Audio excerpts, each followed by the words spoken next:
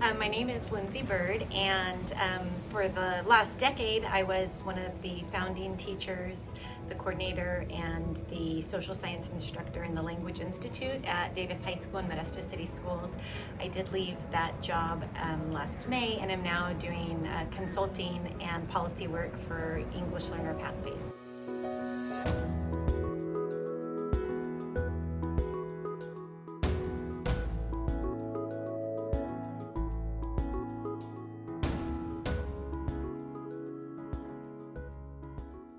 Over the years, over my 10 years of being part of the program, I had students from 42 countries representing 22 native languages.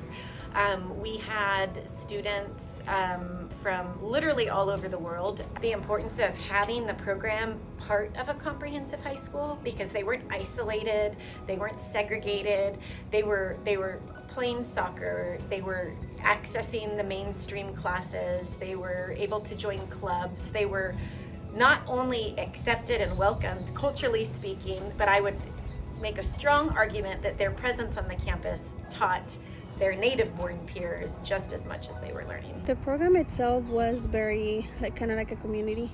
I really loved the idea that all of us were learning English and we're coming from different countries for the same situation, which was going to school and finding a job.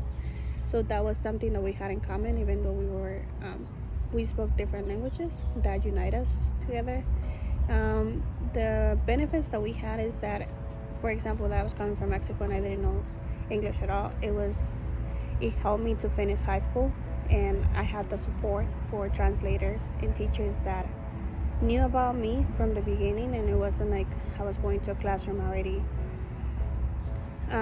labeled as an immigrant or anything like that. So it was a form to feel accepted, and it benefited me because they knew my level. They worked with the level of English that I was working, and they helped me to find the right classes to make sure that I was being successful at it. And the main thing was that it was the community, the culture, the acceptance that I had, and then they care about me. Mm-hmm. Yeah. What we wanted to do was write reasonable policy to where a student's ultimate destiny wasn't dependent on us advocating for them above and beyond our contractual duty. And I say that not because we as teacher advocates thought it a burden.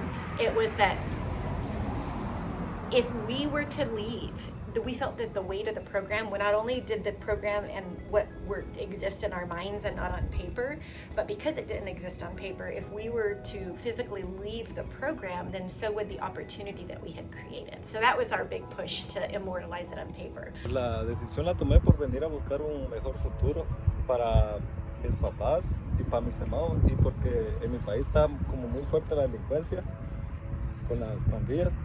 Y por ese motivo ya no pude seguir estudiando, entonces por un mejor futuro fue que decidí.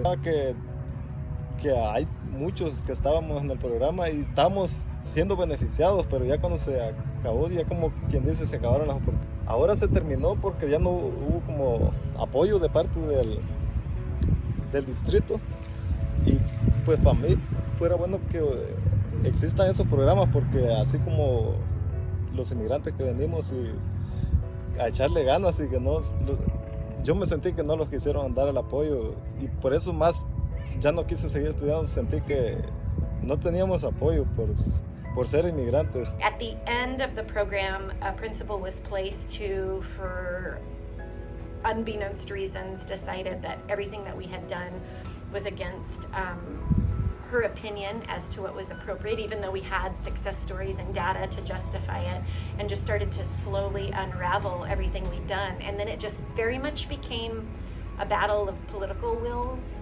It became about the adults in the room. It became very much about politics. I mean, we very clearly can trace the demise of the program to some of the national political tones in terms of how immigrants and refugees and asylum seekers are seen and valued. And it just seemed to give just license to take everything away that we had built. And so in our efforts to immortalize it in policy, in the long run, unfortunately, it was all taken away.